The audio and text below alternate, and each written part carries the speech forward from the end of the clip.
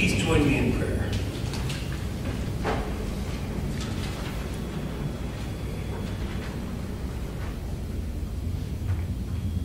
Amen. It is good to see you today. It's good. I always enjoy the chance to come back and visit again. It's good to see you all today, you brave souls willing to come out on a holiday. You could have slept in, you know. And can you believe it's actually been 3 years? I had to look it up. It seems like just yesterday I was working here. Maybe that's because not a whole lot has changed for me. I'm still slaving away in the mines of academia, digging out that salt. But there are some new things in my life as well. And one of the most exciting has been my growing relationship with my nephews. 3 years ago I had just the one, Colin. He was just a year old. Now there are 3 of them. My sister has been very busy, and a lot has changed for her. Colin just turned 4, and then there are the twins, Alex and Scott, 14 months old. The twins are just getting started, obviously. Scott is walking now, and Alex is about ready to talk, actually. But still, they're doing pretty basic things. Colin, on the other hand, has become quite a fantastic little guy. He is just a bundle of towhead boy energy, running around everywhere, into everything, and he has great taste. He loves his uncle. We have a blast together. We play pirates, arr! We go shooting out to sea bears. He likes to bear hunt. He wants to sea bear hunt on the high seas, and we cook them up into pirate dinner. Or we are space explorers, traveling to the moon and to the poopy planet. That was a stinking trip. And recently we played Haunted House. We realized that there were ghosts in the house. And we figured we'd hide out from them in the coat closet by the front door, only to realize how scary the coat closet by the front door is when there's no lights on, when it's dark, and when there are ghosts in the house. Colin was scared for just a second when he realized that maybe I was the scary ghost.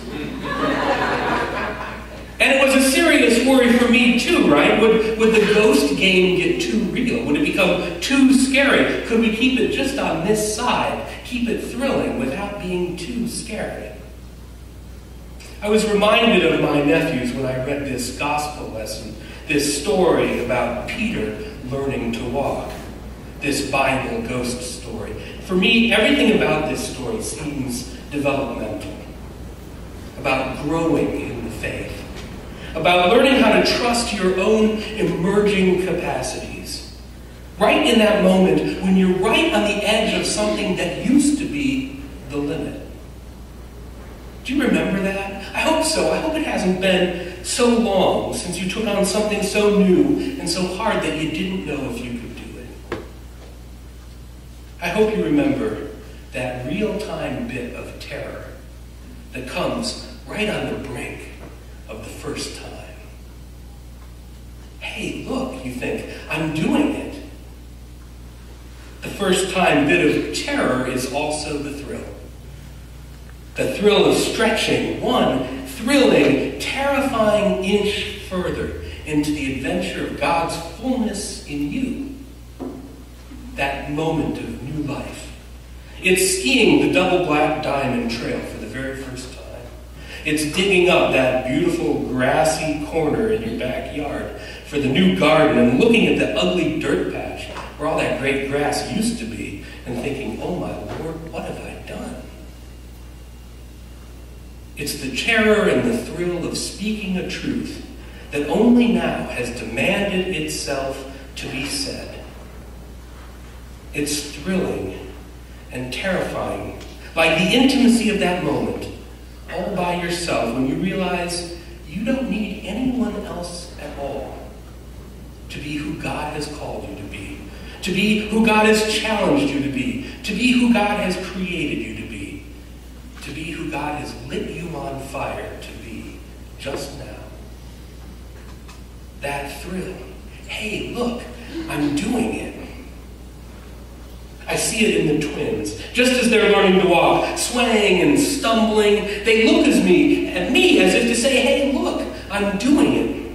And of course, that's when they fall.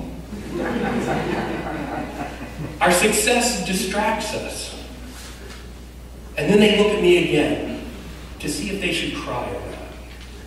And I love that moment, this very strange, precious moment you get with young children when they fall, that brief moment when a child, she doesn't know if she's hurt, and she looks at you to find out how to react. She needs you to help her know how she is in that moment. And if you cry out, oh no, and get all anxious and furrow your head and startle, likely she'll start to cry too. But if you smile, say, oops-a-daisy, giggle a little, and it'll probably be okay for her, too. On the one hand, you can teach her dependency and fear. On the other hand, confidence and self-possession. The child is asking such an important question of you in that moment. Is there someone out there who's going to help me truly to be me? Can someone help me figure out who God is creating in me right now? Not someone who's going to disempower me, who's going to tell me who they need me to be, but someone who's going to help me experience myself and free me to be something more. This morning's gospel story reminds me of that moment. It begins on a high note. The disciples are feeling their oats, having just participated in that miracle of feeding the 5,000, the story that immediately precedes this one. It's been a good day for the boys. But as they finish with the crowd, Jesus remembers some bad news he just got. His cousin John has been killed, he had just heard. And he hasn't had a chance yet to take that in. And maybe Jesus needs some alone time with his own, who he called his own heavenly parent. So he takes some time alone in prayer. He goes off by himself. He takes a break from minding the boys. And he sends them on ahead. Row across the sea and I'll catch up with you there, he says. Now this is not bad parenting. I've seen the Sea of Galilee. It's an itty-bitty little bit of a lake. Nothing you'd worry about your boys rowing across. And they've had such a good day. Push them a little further. See if they can grow even a little bit stronger today in their own senses of themselves and their capacities for courage and faith. But, like a toddler learning to walk, they do get unsteady. The waves are high because the wind is against them. And so this rowing is tougher going than the disciples were up for. And what was supposed to have been an easy float turns into a pretty rough haul. They get into trouble. And like any good parent, Jesus waits just a moment to see if they can get out of it themselves before he walks out to help them. It says it was early morning when he came.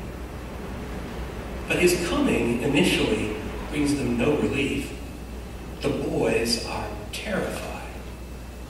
They think Jesus must be a ghost. And it bears a pause for just a minute to wonder why the disciples might have thought this of Jesus. They thought he was a ghost? Well, in the pallid pre-dawn light, I guess that's possible. But really, who else was it going to be? They'd seen this sort of thing before. So I don't think they were afraid because they didn't know who he was.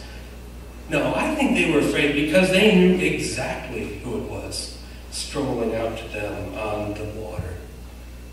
They knew that Jesus was coming to save them.